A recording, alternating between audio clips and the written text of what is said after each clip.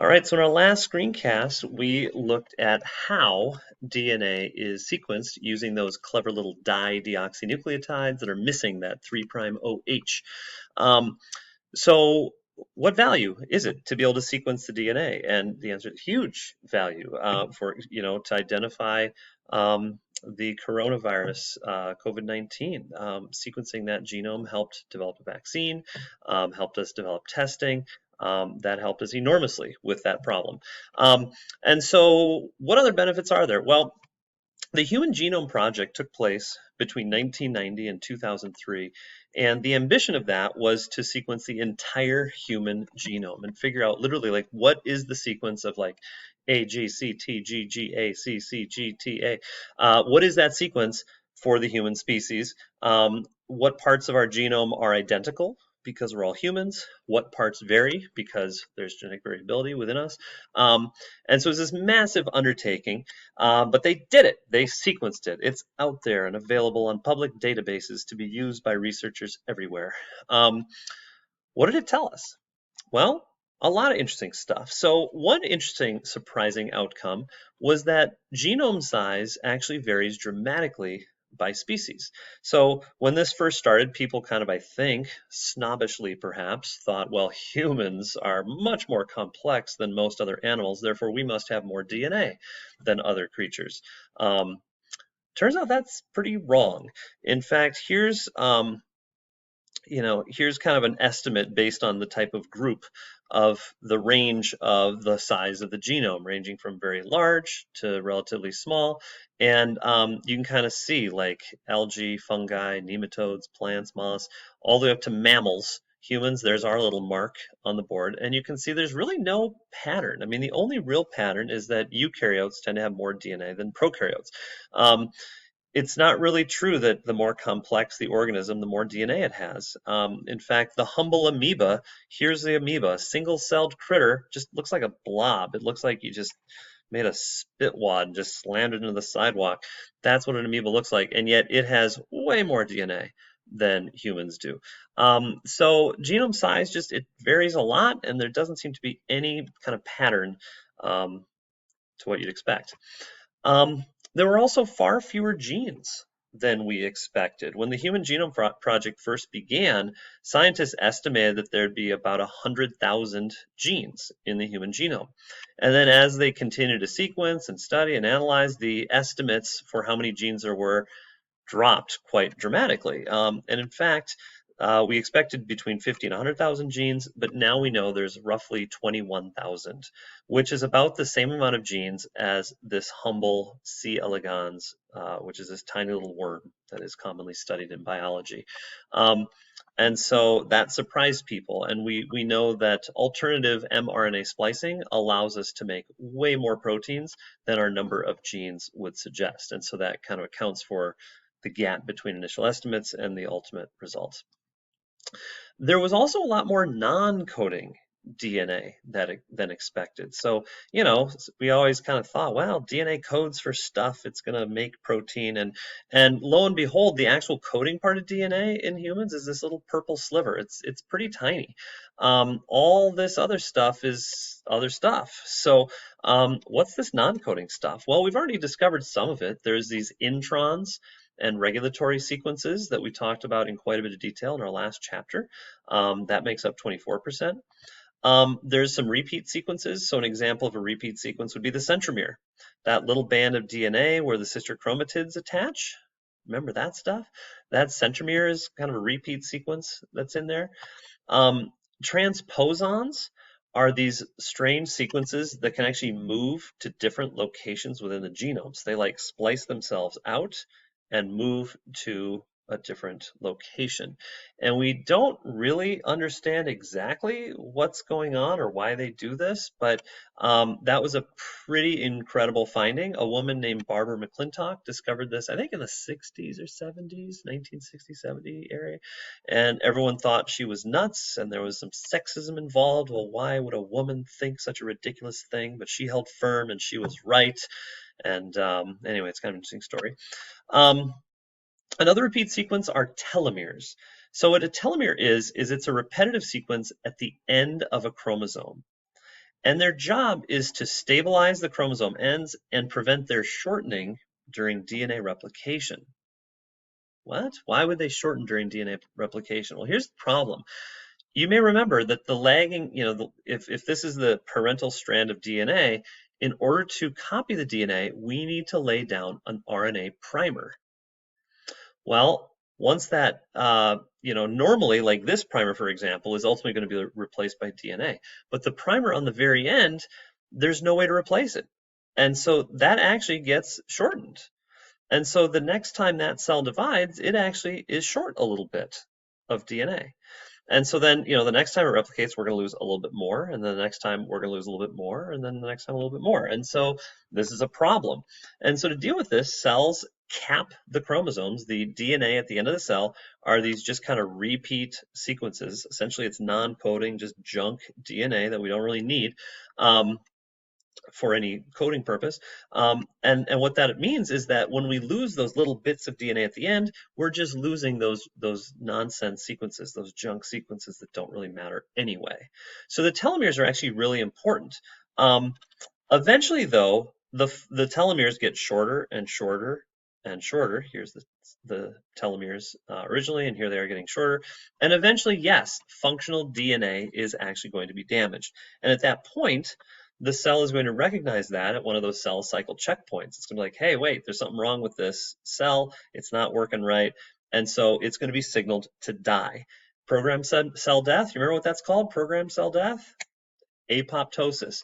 So that cell is going to undergo apoptosis and it's going to die. And we actually think that this is a major cause of aging because the cells age and then they die and then we don't have the cells anymore. And then things stop working quite as well as they used to. So the solution to this is something called telomerase. And this is an enzyme that actually, it contains this little RNA template, and it can actually be used to replace sequences of telomeres that have been lost. And that helps a little bit, but it doesn't completely fix the problem. And so, yeah, we do lose a little bit of our chromosomes with each division. This is an absolutely fascinating TED Talk that looks at this, and I'd really encourage you to check that out.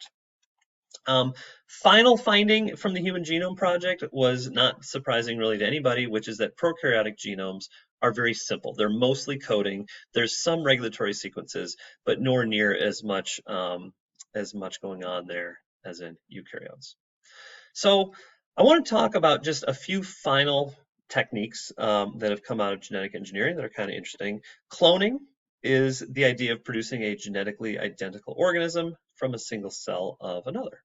And, I think movies have done a lot with cloning. You can build your own imperial army of people who can't aim very well. Sorry, yeah, I didn't like my figure, so I changed it. A little editing thing there. So this actually was first done in reality in 1997, and the first cloned animal was Dolly the sheep. And so how do you actually do this? Well, in this case, let's just say it's a black-faced sheep. They're going to take an egg cell from this donor, and then they're going to remove the nucleus. They just pull it out. They literally, the egg cell is actually visible to the naked eye on a microscope slide. And so they look under a microscope, these tiny little pipette, and they with much cursing and swearing, somehow they get the needle in there and they literally just suck out the DNA. I guess it's a horrible pain, but they can do it. So they remove the nucleus. So you have this egg without any DNA in it. Then they take whatever sheep you want to clone, in this case, Dolly. She happens to have a white face here. And then you pull a cell, you just take a random cell from Dolly, and then you use this little electric shock to kind of put these cells together, and then that shock kind of disrupts the phospholipid and merges the two cells together. So now you've got an egg with this new DNA in it. You then implant that egg inside the donor, back into that donor. And then the baby develops and grows and eventually is born. And lo and behold, you have that white-faced sheep coming from the black-faced mother. And this is a clone of the original cell, which is pretty cool. Examples of why you'd want to do this. So cloning pets, hey, why not? I want to point out it's not like you're going to have the exact same cat. Remember, you're not taking your cat, putting it into a machine, and then like a second cat identical in every way comes out, like you've seen in cartoons and stuff. No, you're going to have your genetic material will be giving rise to a new baby cat who will then develop in response to its environment. And its personality may be different, who knows. But it's like an identical twin who's, younger than you are. If you're cloned right now, it'd be 17, 18 years younger than you. Identical twin, kind of weird. Um, you could clone livestock with desirable properties. I don't know about you, but I look at that cow and I think, yum, let's clone that one. Um, and so that can be more efficient than having to, do our, selective breeding of livestock. Um, you could revive endangered species. So the Bucardo is this critter right here. Sadly, it went extinct in 2000. And so researchers were able to freeze some tissue samples, and they've attempted to make clones using a goat as an egg donor and a surrogate mother. They haven't been able to get the clones to survive, but it's kind of intriguing, like, oh, we could bring the Bucardo back because, it went extinct because of human activity. And so if we could restore some habitat, maybe we could bring it back. We may even be able to clone the mammoth. I mentioned this earlier, but as I mentioned, the DNA has been recovered from a 42,000-year-old mammoth. And combining it with elephant DNA, maybe we could make a complete set of DNA and clone it. I'd be first in line for a ticket, man, even if it does end up eating me. Cloning humans is unlikely, however. It turns out that a lot of clones have health problems and die young. We think it has to do with those telomeres I was mentioning, because a cloned animal is going to have older DNA with shorter telomeres, and it seems that they kind of age prematurely and have problems associated with old age. So probably not going to do that with humans yet. Another application is to produce stem cells. So stem cells are cells from early embryos, and they can reproduce indefinitely and differentiate into other types of cells. We talked about this a little bit in our last unit,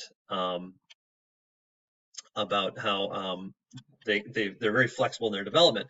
And so these, of course, have huge potential because, we can replace damaged organisms or damaged organs and cells from damaged organs using these stem cells. But in order to, if I'm having a problem with my pancreas, we would want to clone my cells so that we could get stem cells that are genetically identical to me. Because if we use somebody else's, then I would not be a genetic match. My immune system would not play nice, and that sort of thing. So cloning would play a role in stem cell research. So just to clarify some things about stem cells, there's actually different types. Embryonic stem cells are what we call pluripotent, which means they have the potential to become any other cell in the body. We don't necessarily know how to do that yet, but potentially they can. They're extremely flexible. The only problem is that they come from embryos during a stage called the blastocyst, and the embryo is destroyed in the process. And so then that raises some ethical issues, about whether that's okay or not. For the record, these are actually obtained from infertility clinics who produce them for in vitro fertilization. And these clinics are going to later discard these embryos anyway. So the embryos are actually being discarded anyway, and this would just kind of use those embryos for stem cell research. There are also adult stem cells, which come from adults. The problem is they're not as flexible in their development as embryonic stem cells, and so they're just not going to be as good. The benefit of these, though, of course, is there's no moral qualm with pulling a few stem cells out of your bone marrow and using them. The exciting one, though, is induced pluripotent stem cells. Researchers basically looked at the differences between an adult and an embryonic stem cell, and they just kind of tinkered with it a little bit to turn an adult stem cell into an embryonic stem cell. And basically, you give all the benefit of embryonic stem cells without the ethical baggage. So that's kind of cool. So stem cells is something you're probably going to hear a lot about in your future if you haven't already. So I've had lots of links in this slideshow with animations. Here's kind of the master link that takes you to all the animations. A lot of cool stuff here, so feel free to check it out. That is it.